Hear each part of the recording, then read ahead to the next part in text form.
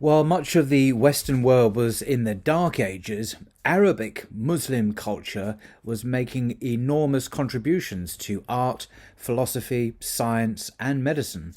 From medieval times, merchants brought Arabic words to the West, along with new goods and materials, including those household staples, coffee and sugar.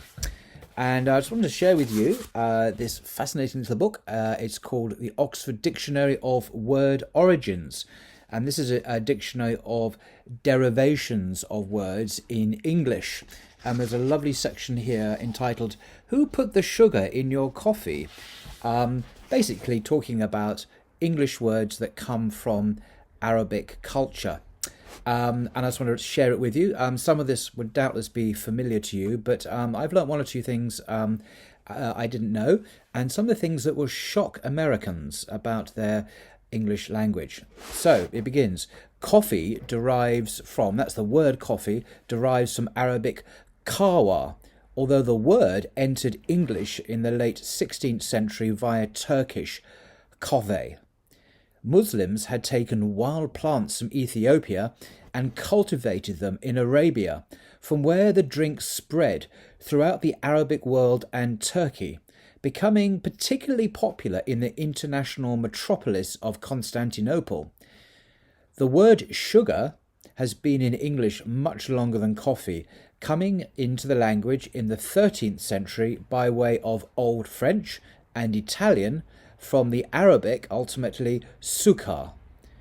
Candy, the North American term for sweets, this is what Americans call their sweeties, is another Arabic word, oh no, from candy, or clarified and crystallized by repeated boiling. So this quintessentially American word is an Arab word from the Muslim world. Oh dear. Another important commodity was cotton, or in Arabic, cotton, known in Britain by the 14th century. More exotic was mohair, which in Arabic was mukayya, literally choice select, and saffron, or zafaran. A sequin was originally a Venetian gold coin, whose name came from Arabic sikar, a dye for making coins.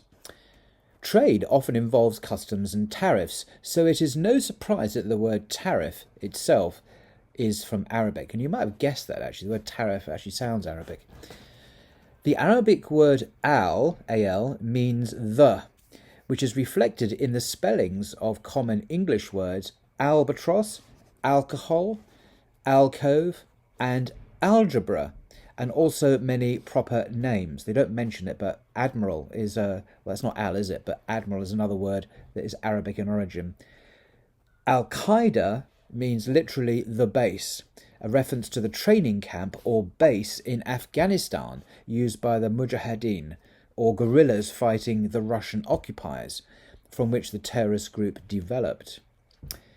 Islam and Muslim are both from the word asalama, meaning to submit or surrender, or to submit to God, and both were first recorded in English in the early 17th century. Now that really surprised me. I wasn't aware that back in the 17th century, in the 1650s, 1660s, they actually had the words Islam and Muslim.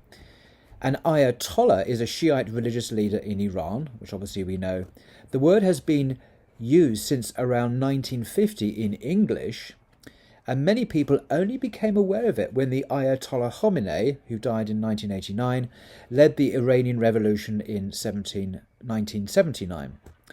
A much more established word in English is imam, the leader of prayers in a mosque, known since the 17th century. The word's root is ammar, to lead the way. I didn't know that. Now this is very interesting here, and it's the world that separates the Muslim world from the Western world, and that is the word fatwa. Fatwa was in use in English as early as the 17th century, which surprised me, but it was an obscure and unfamiliar word until 1989, until guess what happened?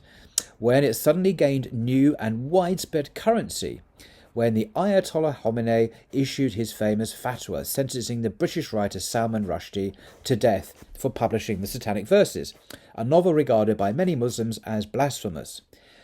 Fatwa is a generic term for any legal decision made by an Islamic religious authority, but because of the particular way in which the English-speaking world became familiar with it, the term is sometimes wrongly thought to refer to a death sentence. And that was certainly my understanding before I actually learnt the true meaning of the word. Another word often misunderstood by non-Muslims in the West is jihad, or as we say, jihad. It is generally taken to mean war by Muslims against non-believers, yet this is only a small part of the word's meaning.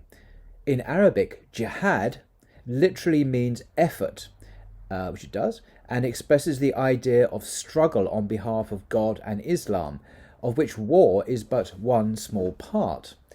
The concept is sometimes divided into lesser jihad, or struggle against unbelievers or oppressors, and greater jihad, a person's spiritual struggle against sin. Or any social struggle, it can be a struggle to improve the health of a country. That could be a jihad as well. So that, I think, is really interesting. So the headline, "Who put the sugar in your coffee?" was the Muslims. Oh no, the Muslims were involved. Very, very interesting. But some of these words, which I now think of in a completely different way from Westerners, words like fatwa and jihad, are still thought of in their wrong sense by many, many in the West. And that contributes, obviously, to fear of Muslims and Islamophobia. So I do recommend this lovely book, Dictionary of Word Origins, published by Oxford University Press. Absolutely fascinating. If you love language, you love words, you can spend hours poring over this, as I do regularly. And that's it. Hope you enjoyed that. Till next time.